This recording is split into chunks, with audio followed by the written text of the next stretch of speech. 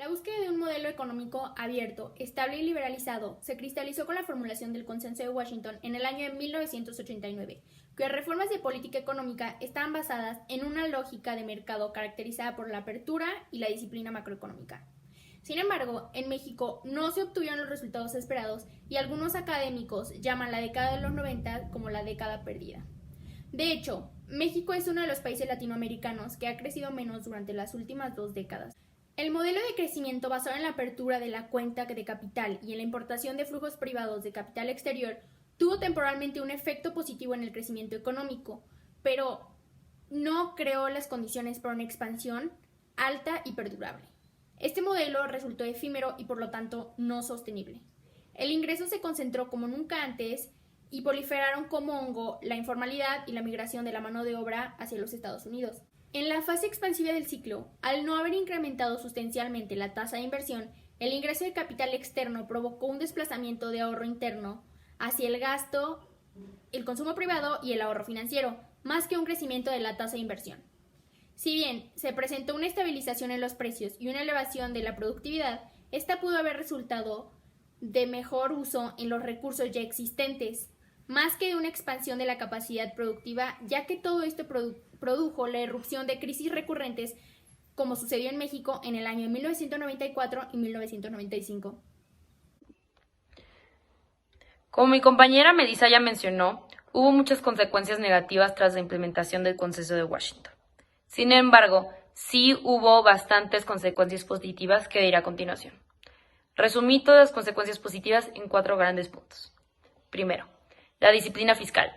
El logro más inmediato fue cuando se implementó la disciplina fiscal. Primero, disminuyó el promedio del déficit presupuestario del 5% al 2%.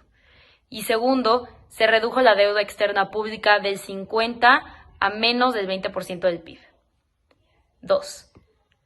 Apertura comercial internacional. Después de el primer punto, llegó la apertura comercial internacional. Esta misma hizo descender el promedio de los aranceles desde más del 40% a casi el 10%.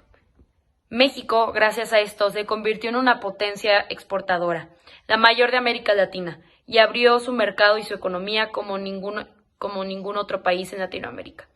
Las exportaciones se dispararon de 40,000 millones de dólares en 1990 a 350,000 millones de dólares en el 2011.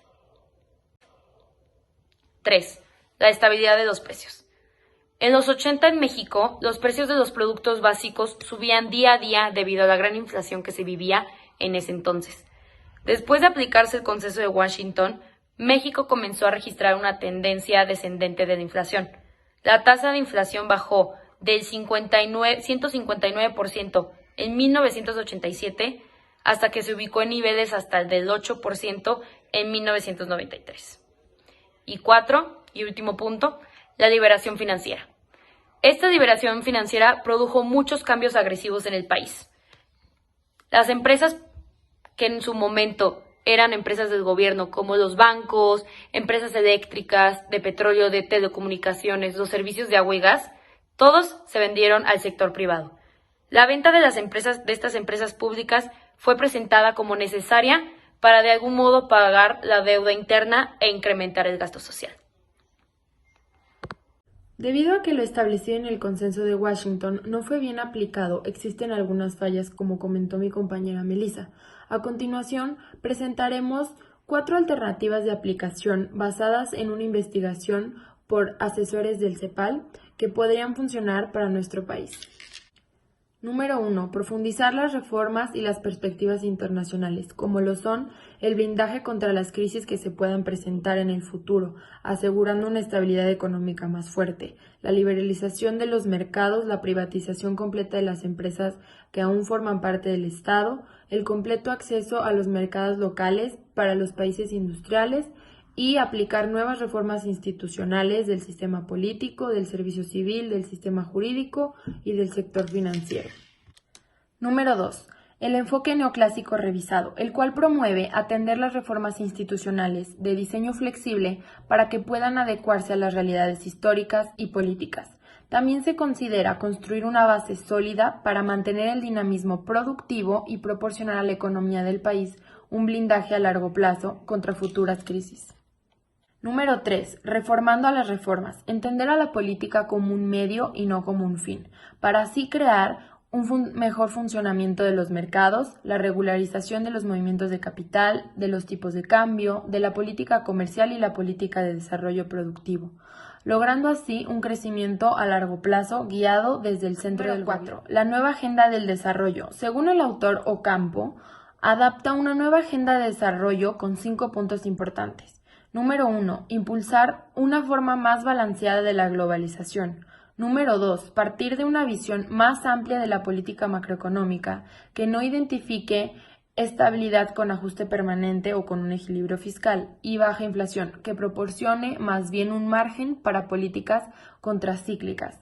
Número 3. Programar políticas para el desarrollo productivo como un componente básico de economía en desarrollo abierta y dinámica.